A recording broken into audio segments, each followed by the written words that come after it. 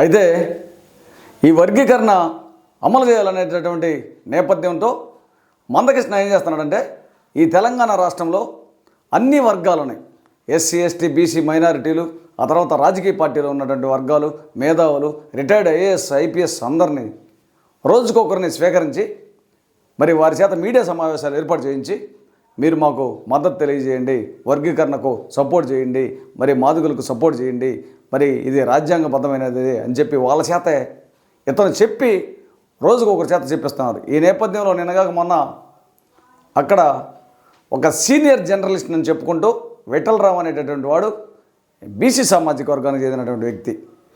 నేను senior journalist అని చెప్పుకొని వీడు అక్కడక్కడ బ్లాక్మెయిల్ చేసుకుంటూ జీవనం సాగిస్తున్నటువంటి బ్లాక్మెయిల్ వీడు మాట్లాడుతూ ఏం మాట్లాడతాడంటే, ఏదైతే మన దేశంలో ఉన్నటువంటి అత్యున్నతమైన న్యాయస్థానమైనటువంటి సుప్రీంకోర్టు ఆగస్టు 1వ తేదీన 2024న మరి చంద్రచూడ్ గారి నేతృత్వంలో 7 సభ్యులతో కూడినటువంటి ధర్మాసనం 6:1 నిష్పత్తి ప్రకారం అన్ని రాష్ట్రాలలో మరి ఆయా రాష్ట్రాలలో వర్గీకరణను మీరు అనుకూలంగా చేసుకోవచ్చు అని ఇచ్చింది.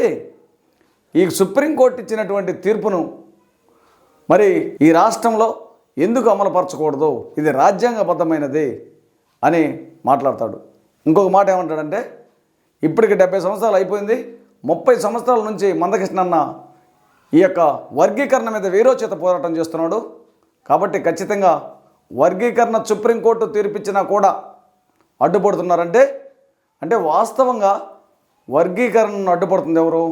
ఈ దేశంలో కానీ ఈ 2 తెలుగు రాష్ట్రాల్లో కానీ కేవలం బాబాసాహెబ్ డాక్టర్ అంబేద్కర్ గారి వారసులు, అభిమానులు, అనుచరులు, వర్గీకరణ వ్యతిరేక పోరాటవాదులు కేవలం మా మాలలే కదా.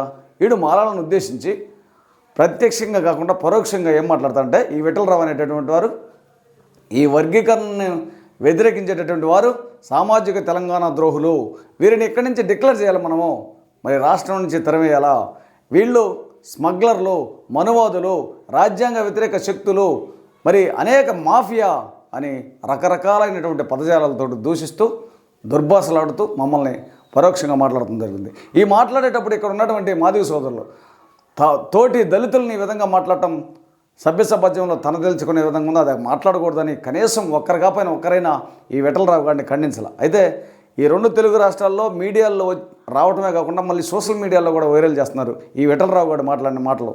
వీడు ఈ వర్గీకరణ అనేది న్యాయబద్ధమైనది, చట్టబద్ధమైనది, ధర్మబద్ధమైనది, రాజ్యాంగబద్ధమైనది, కాబట్టి దీన్ని ఖచ్చితంగా ఎవడో ఆపలేరు.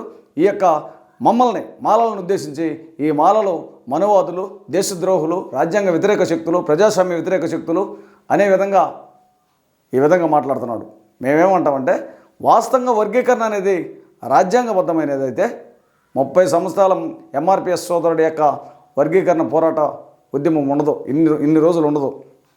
ఇది అందరికీ తెలుసు, అన్ని పార్టీలకు తెలుసు, మందకృష్ణ కూడా తెలుసు, అందరికీ తెలుసు. ఇది రాజ్యాంగ వ్యతిరేకం. ఇది వాస్తవంగా రాజ్యాంగబద్ధమైతే ఈ యొక్క మందకృష్ణని ఇప్పుడు వాటేసుకునేటటువంటి కౌగులించుకునేటటువంటి బీజేపీ ప్రధానమంత్రి నరేంద్ర మోడీ దీన్ని ఆర్టికల్ 341 సవరించుకొని పార్లమెంట్లో బిల్లు పెట్టుకొని రాజ్యాంగబద్ధంగా చేసుకోవచ్చుగా.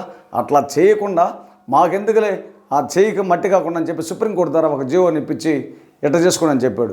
ఇది తెలుసుకోవాలి విఠలరావు గారు.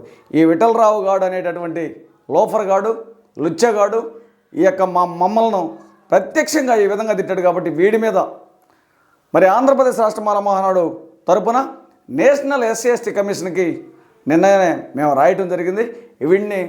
వీడి మీద ఎస్సీ ఎస్టీ అత్యాచార నిరోధక చట్టం కింద కేసును బనాయించాలని ఆంధ్రప్రదేశ్ రాష్ట్ర మాల మహానాడుతో డిమాండ్ చేస్తూ మా లేఖ ద్వారా ఫ్యాక్స్ ద్వారా పంపడం జరిగింది. మరి అంతేకాకుండా ఈ తెలుగు రాష్ట్రాల 2 ఈ విఠలరావు గారిని మరి ఇంకొకసారి వీడు ఎలాంటి వాళ్ళు మరి ఇంతకంటే మేధావులు, రాజకీయ నాయకులు చాలామంది వస్తున్నారు, ఇతనికి మద్దతు తెలియజేస్తున్నారు. ఎవరి పరిధిలో వాళ్ళు మద్దతు తెలియజేస్తున్నారు, న్యాయబద్ధం అంటున్నారు, ఏదో ఒకటి మాట్లాడుకొని వెళ్ళిపోతున్నారు.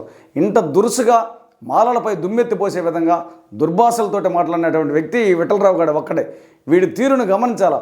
ఈసారి ఈ విఠలరావు గారు నోరు కానీ తెరిస్తే ఖబర్దార్ బూట్కాలతోటి దన్నాలని ఆంధ్రప్రదేశ్ రాష్ట్ర మాల మహానాడు తరపున నా మాల సోదరులందరికీ తెలియజేస్తున్నాను.